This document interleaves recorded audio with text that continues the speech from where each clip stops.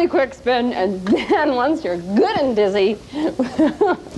سمعت قبل كده عن غوريلا تقدر تكلم الناس بلغة الإشارة وتلعب مع القطط الصغيرة وتقول نكت وكمان تعرف تسوق عربية؟ غريبة صح؟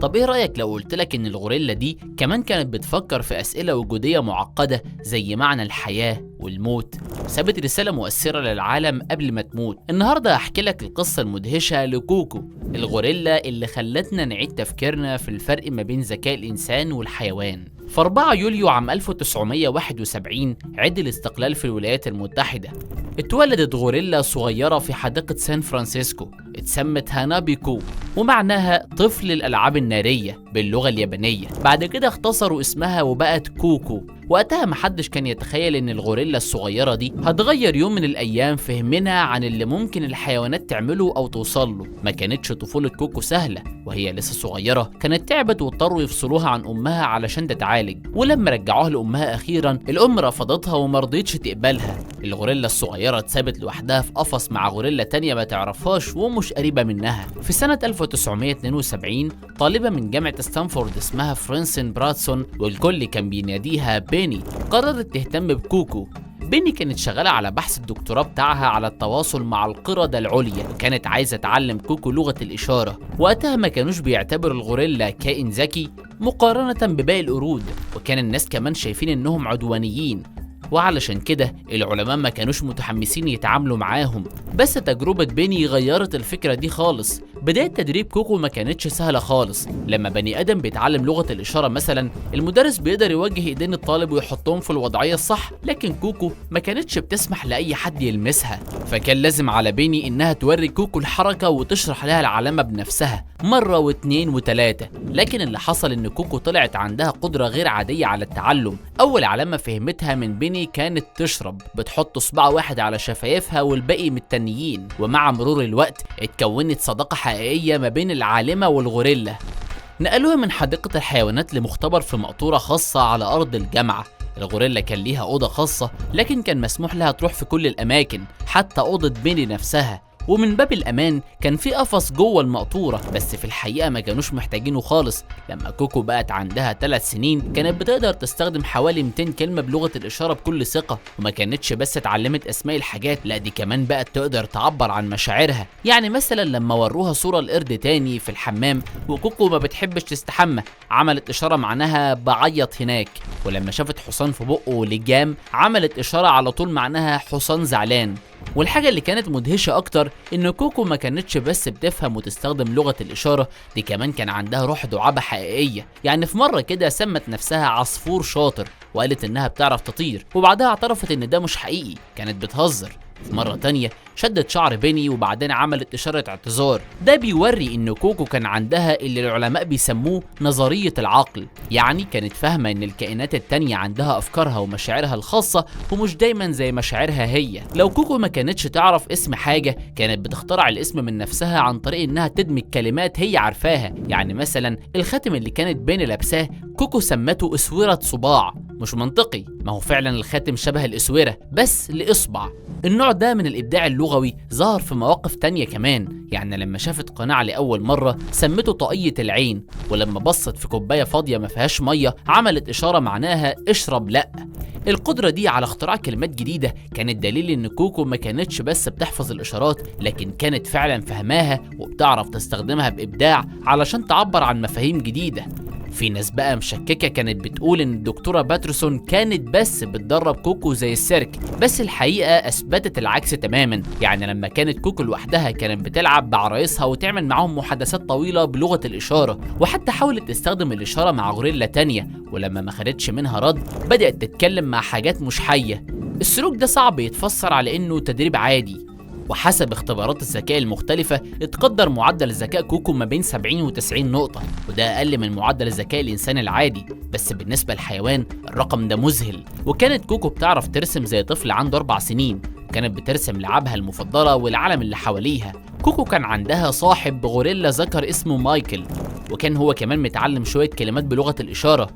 بعد كده غوريلا تاني اسمه نيدومي انضم ليهم. مع بعض شكلوا أول مجموعة في العالم من الغوريلات اللي تقدر تتواصل بلغة البشر. وكانوا بيستعملوا لغة الإشارة في حاجات أكتر بكتير من تبادل الموز. يعني مثلا لما مايكل قطع رجل العروسة بتاعت كوكو، كوكو زعلت جدا وسمته حمام وحش قذر. أما عن صداقتها من القطط فكانت من أكتر الحكايات المؤثرة في حياة كوكو. في عيد ميلادها سنة 1984 طلبت من اللي بيرعوها إنهم يجيبوا لها قطة هدية. فعلا جابوا لها مجموعة قطط ضالة علشان تختار منهم، وكوكو فحصت كل واحدة منهم بعناية وقررت تختار قطة رمادية صغيرة ما كانش لها ديل وسمتها كل الكورة. كوكو كانت بتعامل القطة كأنها طفلها الصغير، كانت بتشيلها بحنية على ظهرها وتحضنها وتحاول ترضعها. ورغم حجم كوكو الكبير كانت حريصة جدا جدا مع الحيوان الصغير ده، وكانت دايما تتأكد انها ما تأذيهوش. للأسف في نفس السنة القطة هربت من المكان واتصدمت بعربية، ورد فعل كوكو على موت قطتها كانت صدمة حتى للعلماء اللي عندهم خبرة طويلة. لما قالوا لها الخبر الحزين، كوكو في الأول كانت باين عليها الصدمة، قعدت ساكتة كأنها ما سمعتش حاجة، بدأت تطلع صوت أنين بسيط. الأصوات اللي كانت بتطلعها كوكو كانت أصوات عميقة وحزينة، الغوريلات بتستخدمها علشان تعبر عن الحزن. كوكو بدأت تعمل إشارات بتدل على الحزن، كانت بتكشر حواجبها وتستخدم كلمات زي زعلان، وحش. كانت بتحط إيديها على خدها ودي كانت علامة معناها نوم، وعملت الإشارة دي كتير جدا. وكانت بتعمل علامة قطة نايمة كأنها بتحاول تقنع نفسها إن صاحبتها نامت للأبد. بعد ما القطة ماتت، بيني لاحظت إن كوكو فضلت تطلع أصوات شبه أصوات بكاء الإنسان لأيام رفضت تلعب، وكانت دايما تكرر علامة زعلان. القدرة دي على الشعور بالخسارة والتعبير على الحزن خلت كوكو تبقى شبه الإنسان أكتر بكتير. في عيد ميلادها ال44 جابت لها قطتين جداد وسمتهم ميس بلاك وميس جراي على حسب لون الفرو بتاعهم. الفيديوهات اللي كانت بتظهر فيها الغوريلا الضخمة وهي بتدلع قطة صغيرة بحنية بقت ترند وانتشرت على الانترنت ولمست قلوب ناس كتير حوالين العالم. كوكو ما كانتش معروفة بس بذكائها، لكن كمان بطباعها الشخصية وصفاتها الغريبة شوية. يعني مثلا كان عندها هوس غريب بصدر الإنسان، كانت بتظهر اهتمام مش طبيعي بالجزء ده من الجسم، وأوقات كانت بتعمل إشارات تدل إنها عايزة تشوفه. في سنة 2005 3 من اللي بيشتغلوا في تقديم الرعاية لكوكو رفعوا عليها قضية وقالوا انهم اتعرضوا لضغط علشان يلبوا الطلب الغريب ده من الغوريلا اللي كانت بتطلبه بلغة الإشارة. كوكو كان عندها إحساس كبير بالوعي الذاتي، في سن 19 قدرت تعدي اختبار المراية واتعرفت على نفسها، على عكس أغلب الغوريلات اللي لما بيشوفوا انعكاسهم بيفكروا إنها غوريلا تانية. كوكو عرفت على طول إن اللي في المراية دي هي نفسها، كتير كانت بتتقابل وهي بتبص لنفسها في المراية، وده كان دليل على درجة الوعي الذاتي الغريبة والمميزة اللي كانت عندها. كوكو كانت بتحب تتفرج على أفلام، وكان فيلمها المفضل شاي مع موسوليني، وفي كل مرة كانت بتشوف فيه المشهد الحزين، اللحظة اللي الولد الصغير بيودع فيها عيلته، كانت كوكو تبعد عن الشاشة علشان ما تتضايقش. وفيلم الحديقة الجراسية اللي بيظهر فيه الديناصورات عجبها جدا، بس في نفس الوقت خلاها تخاف وبقت مش قادرة تقرب من لعبة الديناصور بتاعتها بعد ما شافته. كل الحاجات دي كانت بتوري قد ايه كوكو كان عندها مشاعر عميقة وعالم داخلي كبير. شهرة كوكو فضلت تكبر سنة بعد سنة، صورتها مع كل الكورة القطة بتاعتها يعني انتشرت على غلاف مجلة ناشونال جيوغرافيك، وبقت واحدة من أكتر الصور شهرة في تاريخ المجلة. مشاهير كتير جم يزوروا الغوريلا الاستثنائية دي، ومنهم الكوميديان روبن ويليامز اللي كوكو كونت معاه علاقة دافية وجميلة. وبالمناسبة في فيديو مؤثر للحظة اللي اتقابلوا فيها، كوكو كانت بتحاول تلبسه نضارته وتخليه انه يزغزغها، وكانوا هما الاتنين بيعملوا وشوش مضحكة سوا.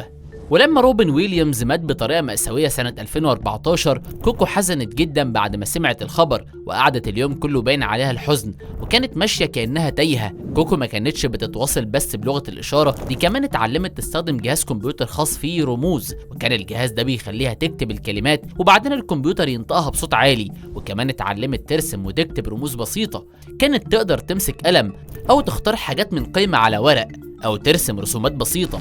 واللي كان غريب ومبهر جدا إن كوكو اتعلمت تعزف على الآلات الموسيقية زي الهرمونيكا والفلوتات الصغيرة اللي بتلعب بها الأطفال، وحتى مسجل بسيط. في سنة 2012 العلماء اتصدموا لما شافوا كوكو بتنفخ في المسجل وتطلع أصوات، وده كان إنجاز محدش كان متخيل إن الغوريلات تقدر تعمله بسبب تركيبة جهازهم التنفسي. ومن أكتر الحاجات الغامضة في شخصية كوكو كان موقفها من موضوع الموت. في يوم من الأيام واحد من اللي بيقدم لها الرعاية وراها هيكل عظمي وسألها ده عايش ولا ميت. كوكو ردت بإشارة ميت، ولما سألوها الغوريلا الميتة بتروح فين، كوكو ردت بهدوء حفرة مريحة، وبعدين نفخت بوسة وكأنها بتودع. الكلام ده خلى ناس كتير تتساءل، يا ترى كوكو كانت فاهمة الموت فعلا للدرجة دي؟ في السنين الأخيرة من حياتها كوكو بقت كأنها سفيرة للطبيعة، وكانت بتشجع الناس على أنهم يهتموا بالكوكب ويحموا باقي الكائنات. في مرة وقعت وقالت الطبيعة بتراقبك، والكلام ده كان غامض شوية بس خلى الناس تفكر، كأنها كانت حاسة أنها مسؤولة عن كل الغوريلات اللي لسه عايشة في الغابة. وفي يوم 19 يونيو 2018 قبل عيد ميلادها ال47 بأسابيع قليلة ماتت كوكو في نومها بسلام. ملايين الناس في العالم كله زعلوا على وفاتها، الناس اللي كوكو كانت بالنسبة لهم رمز للصداقة ما بين الإنسان والحيوان وللفهم والرحمة. مؤسسة الغوريلا اللي اتعملت علشان تدعم شغل كوكو قالت تراث كوكو هيعيش وهيفضل يشكل فهمنا لقدرات الغوريلات العاطفية والعقلية. لكن قبل ما تمشي من الدنيا كوكو سابت للبشر رسالة تقشعر لها الأبدان، وكأنها كانت حاسة بتاريخ الإنسان كله، وقالت بكلمات تخلي أي حد يفكر في علاقتنا بالطبيعة: أنا غوريلا، أنا ورد، أنا الطبيعة. راجل كوكو حب الأرض كوكو، بس الراجل غبي. كوكو بتعيط، اصلحوا الأرض، ساعدوا الأرض.